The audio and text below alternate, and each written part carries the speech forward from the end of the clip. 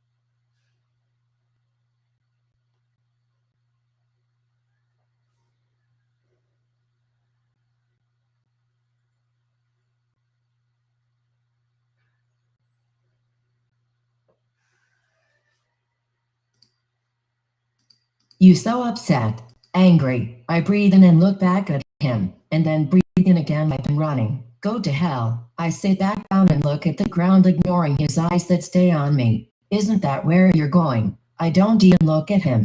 I just shake my head and think about how much I hate him. Do you think that's where those young boys went? I shrug my shoulders. Do you believe in a heaven, DJ? I shrug my shoulders and wipe my eyes. Ricky stands up and walks around the desk and comes in front of me on bended knees and stares up at me with the calmest eyes I've ever seen. Yono, there is relief for this pain that you feel. There is someone who can take this away from you, and you don't have to tell me now or ever, but you do have to tell yourself what happened, and you do have to say to yourself that you deserve better and that you will end it and that it's not your fault. I shake my head and look away. DJ, I don't hate you. I don't dislike you. I have forgiven you because you don't know what you do. You are lost and confused and disillusioned, grieving terribly. Ricky puts his head in his hands and pauses for a minute, and when he looks back up at me, I see tears dripping from both his eyes. I am so sorry I caused it again. I'm so sorry. I was so stupid and full of myself, and I caused you so much pain. I look away, not able to look at him, trying desperately to keep it together. Act, and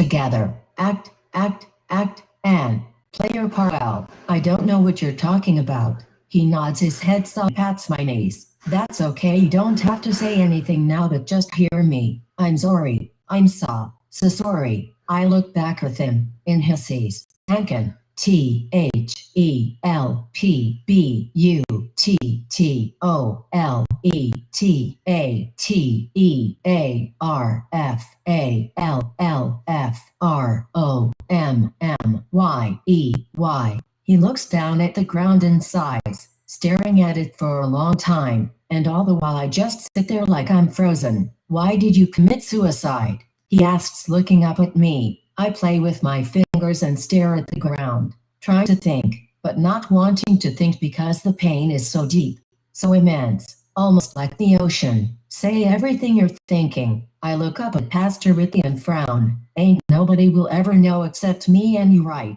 Pastor Ricky stares at me for a long time with serious intent. I give you my word. I nod and look back down at the ground and think it long and hard. Then I look at the window and I think back to that day when she took me from the courthouse and molested and beat me. Did 89 seems as though my mind sits there lost in that time for a while. I look back down at my hands, and I know I shouldn't speak, but it's like I'm tired, ever so tired. I try breathing deeply, but I fail, so I end up coughing stupidly and tears begin to run down my face. I swear I hate coming here, going there. Take your time. I look up at the window and see the sunset. I don't know where all the pain, heartache, anger, and hunger started. But I remember when it all became present to me. Each emotion came at its own time. I really don't understand how they all compounded. I could walk around for days and feel nothing. Like a mummy I was. I hungered or thirsted not. I remember pain. It came upon me the day I was at the Walmart on 15th Street. I had just left the orphanage and was all alone. But it didn't bother me really. 'Cause see, I stayed in the Walmart. But one day I saw a family and pain just enveloped me. Because I realized at that moment I had no family. Anger, I suppose, came upon me as a result of people being mean to me, hitting me, or cussing at me, scaring me, or stealing my things. But mostly when somebody teased me. I remember clearly everything that ever happened to me. But this one time this guy had taken this loaf of warm bread I had received from this kind lady, and he held it far above my head, out of my reach, and he taunted me for several minutes. And so anger enveloped me for the first time ever, and I kicked him. Well, he punched me and knocked me out for a great while. When I awoke, my bread was tarnished. Hunger started, physically and emotionally, when I had left the Walmart. Physically, I was always hungry. I'd go anywhere, into everyone asking for scraps of food, but no one would ever allow me any food to eat, at least hardly. So many times I starved. Emotionally, I hungered for family. That's all I wanted, was family and love. I stop and tears drip down my face. I stare at the ground and clench my fist. Loneliness started when I left the Target too, because I had no one, and it continued even when I did live with Chris and all them, because I sold drugs, and so I'd have to stand there all night, and all through the days I'd just wonder. I wipe my eyes and breathe in deeply, and that's where fear came. Fear of night. Bad things happen at night, and sadly I witnessed much. I close my eyes and try and breathe, trying to ride the emotions. Pastor Ricky looks up from his notes and stares at me. You haven't talked about heartache. I open my eyes. I think that's enough. Pastor Ricky smiles sweetly and nods his head, staring into my eyes. Okay. He pats my leg and stands up and sits on the edge of his desk. He looks down at his pad, but still. Why did you commit suicide? I understand that all those memories built up, but what was the driving force? What made you pull the trigger? I bite my lip and look back at the ground. I saw everything that night, every memory, every sound. I felt every emotion too. I even felt like a burden to not only my father and my mother, but to the whole community. I'm not like everyone else. I don't fit in anywhere, not even in my own family. It's like I'm a person looking in from the outside. And it was like those memories, the sounds, emotions were all mocking me. It's like I could hear. No, I did hear this deafening laughter. I laughed weakly and looked down at my hands. And then I saw her grin, that sick, perverse, vile grin. Pastor Ricky looks up, and just that I could have eliminated everything, all that pain, heartache, anger, hunger.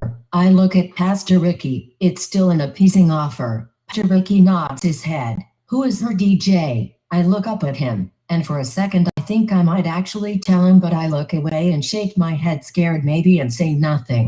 It's a figure of speech. Pastor Ricky shakes his head softly. No, it's not. Pastor Ricky stands and walks around. I know, DJ. I know. I have a very good idea about what you are dealing with. I look at him curiously. You drink, yes or no? I nod. You smoke weed? I nod. You ever done crack? I nod. And now you have tried to commit suicide. Pastor Ricky nods and looks at me. You are always trying to run from reality. Pastor Ricky nods and points to me. She is the reality. He bends down on his knees and stares up at me again with the softest eyes I've ever seen. Because all that you described to me as far as pain, anger, hunger, has all been fulfilled. So as to why you still drink and smoke is questionable. Pastor Ricky holds up his finger. 2. You have been fulfilled twice, but still you are paining, angering, heartaching, and hungering. I stare at Pastor Ricky with tears in my eyes, causing him to lean towards me and wipe my tears with soft hands. We will, with God's strength, redeem you, my boy, through Christ. 90. I look up from the book I'm reading and stare straight ahead of myself at this rack and see this guy looking back at me. I kind of frown and think, what the fuck? Just that feeling I had, like somebody was watching me. I shake my head and roll my eyes and kick my feet up on the table, though the lady has asked me not to so many times, but I don't care, and keep on reading, ignoring the guy who must be pissed I'm not working like anyone else. But I don't care. I flip the page and read on, like it's my only world, and in a way it is. It helps me leave the world in a much more simpler way than alcohol or weed, and it doesn't get me in trouble. About 5 minutes pass until I see this shadow come over my book, and I look up expecting to see Mrs. Dentry, but instead I see the guy. You know you're supposed to be putting these books away, right? I look at him like, what the fuck, dude? And I swear I'm about to lose my temper. What the hell you care, Crackerman? He sits down next to me in the sofa-like chair beside me and shrugs, cracking a grin. 'Cause I've been paired with you to get it done. I glance at him out the corner of my eye. He's white first of all, which takes me back a second. I'm just not really used to seeing white people except my granddaddy and James, and them I don't even see that much. He's wearing a fitted cap, a white dress shirt with a red tie to match his hat, and these straight-leg jeans with some pretty tight kicks. If I wasn't wet.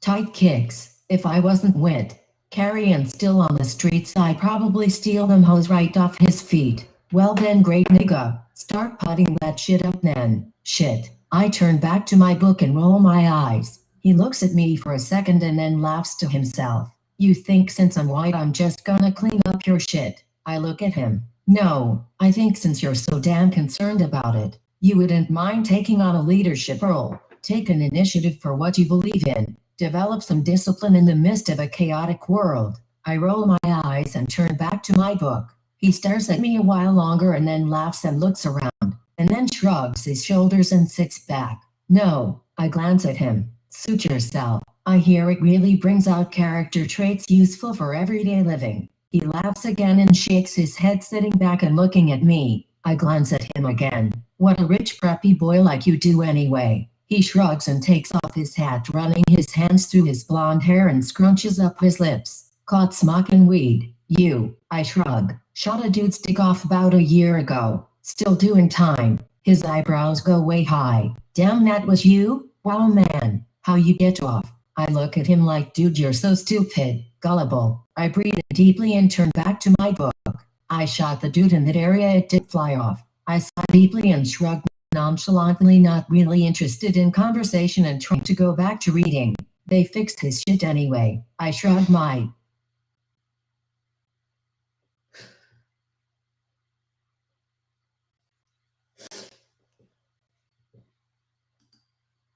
shrugged my shoulders. How I get off? My granddaddy one of yo people. He nods his head as if he finally got a calculus problem after an hour. Ah, as in white. I nod. He nods back and looks around, and then looks back at me. Not too many hot chicks in this place for a gangbanger like you. I look at him out the corner of my eye and think this nigga crazy as hell. I don't like girls. I say, going back to my book. The dude frowns and smiles a little bit. Really? I look up at him and frown as to what he means. Yeah, what you do? He continues smiling and shakes his head. No, I like guys. I look back at him and feel my heart sort of stop. I take a better look at him and notice he's actually pretty good looking, but then I get his drift. His whole point of being over here. I sit up a little bit. I ain't gay nigga. He smiles at me, and while he does, I just shake my head and go back to my book. I'm asexual, but if you're asexual, would that not mean